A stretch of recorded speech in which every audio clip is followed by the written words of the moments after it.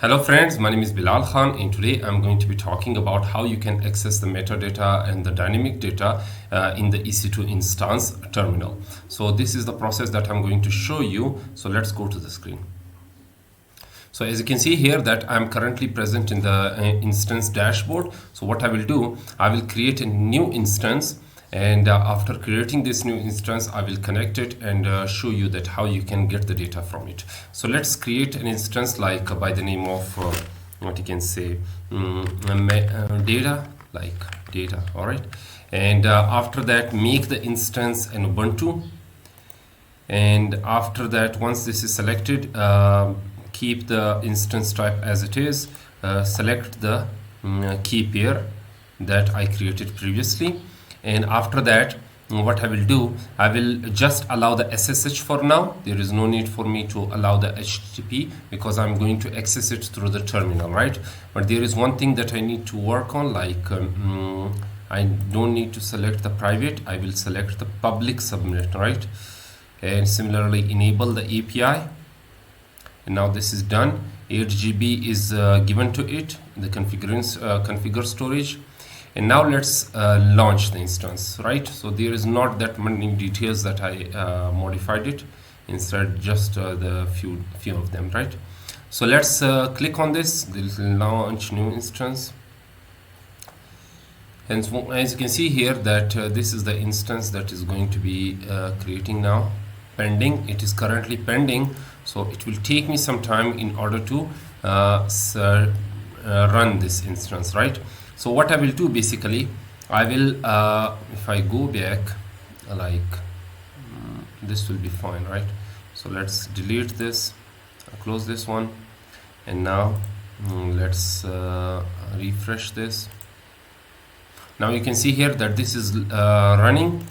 So let's select this, and after selecting it, as you can see here that this is the instance ID, IP address, private IP address, and the what you can say private IP, DNS, and all of these data are present here. But let's say if I want to get access to them in this terminal, how I can do this. So let's connect this, and with the connection I will select the EC2 instance connect, right? This simple option. Let's connect this, and now it will show me the terminal inside this browser where I will be able to communicate with this instance and get the instance information from here, right? So let's wait for this. Now you can see here that this is the terminal that I'm accessing from the browser. Once it is done, there are two things that I need to show you. The first one is this command, right? So basically, if let's copy this, and after copying it, let's paste it. So basically what this command does is this applying the magic IP address that is basically 169.254.169.254. This is the magic IP address through which you can fetch the token from this IP address, and once you fetch the token, then with the help of that token you will be able to fetch the metadata, fetch the dynamic data, or fetch any kind of data from the instance that is present, right? So based on this token you will be able to fetch this, and after that you can get the data. So let's press enter on this. Now you can see that the data is fetched. Now the next command is going to be this one. So don't worry, I will just link these commands in the what you can say in the description below so that you can use it, right? So let's click on this, and now what you can say, as you can see here that this is the IP address, magic IP address. This is the latest, and after latest let's remove this, right? So let's remove them, all of them, and now let's access this. You can see here that this is the command that is given to me. This is the data that is given to me here, but what I need to do, I need to fetch the latest data, like the latest one. I will write latest. As you can see here, this is the latest, so I will click on this. Now you can see inside this latest there are two kinds of data, like the metadata and the dynamic data. You can see here. So what I need to do, I will fetch the metadata. So let's clear this. So now the more you will access the data, the more you will write the what you can say slash and then the metadata, and after that this will be a hierarchical process in which you will be accessing the data one after one slash like this, right? So let's press on this, you can see here that this is giving me this different information like AMI ID, AMI launch index, host name, events, and all of these things that are given to me here. So let's say inside the metadata I want to access the host name. So let's click on this. Now you can see here that this is the host name that is given to me here, right?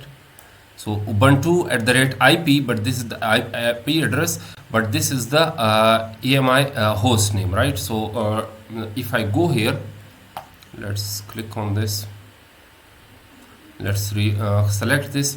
As you can see that if I go here and select the host name, you can see here that this is the host name. It is starting from API name and compute internal.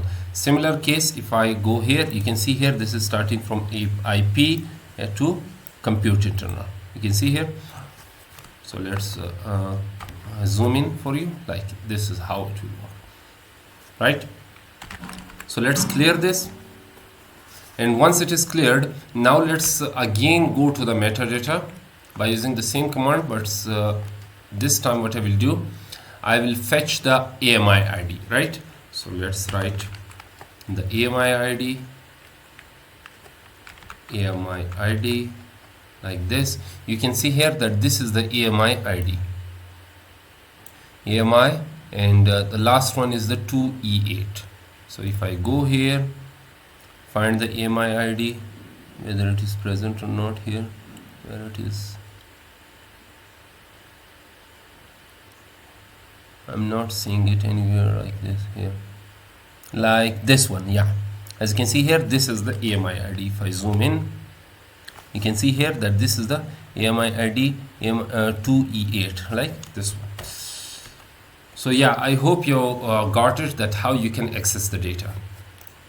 Similar case, if I want to, let's say, access any other kind of data, like what I can say, MAC or profile or public host name, I can also get access to it.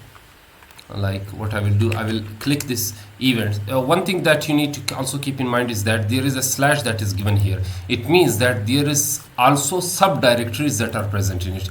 As you can see here that this does not have any kind of slash, so but this has a slash and this one has a slash, this one don't have a slash. It means that there are subdirectories also that are present in it. So let's say if I write events, so let's write events. Inside this events, there is another directory also by the name of maintenance, right? So let's say maintenance,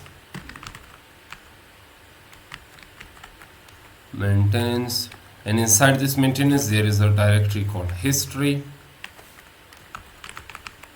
and this is the history that is currently empty. But once you build the history of the events, if there are multiple events, then it will show you those events in the form of like history, like, right?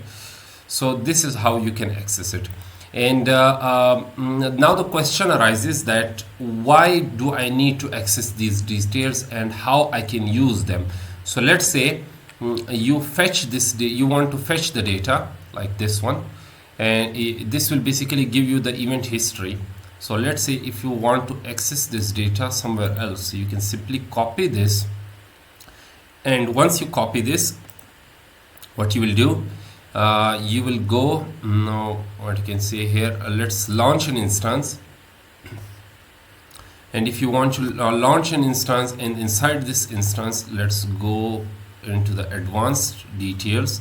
And inside the advanced details, here you will, what you will do, you will write the what you can say, the commands that you want to be used in this new instance, right? So let's say if I write bin bash, this is the what you can say bash file in which I will be accessing these commands. So let's say if you want to access multiple commands, like for some reasons you want to access the MAC ID, for some reason you, or for some instance you want to get the instance ID, for some instance you want to get the what you can say history, or any kind of data that you want to get. Basically you will put these commands here, and once you create an instance, it will return those details to you. So you don't need to manually write every time. Instead, you just need to know that how you can access these details. So once you know these details can be accessed through this command, then it will be possible for you to write it, and and you can access them. Right, so this is the use case of it, that if you want to access the data, if you want to get the data when you want to launch an instance, then this is possible through this command, right? So I hope you understood that how you can use this command here in launching an instance. So this is the overall use case of it, and if you want to further like research about it, you can also go here. Let's take a look at the dynamic data. Like this is the dynamic that I want to access, not the metadata. Inside this dynamic there is an instance identity,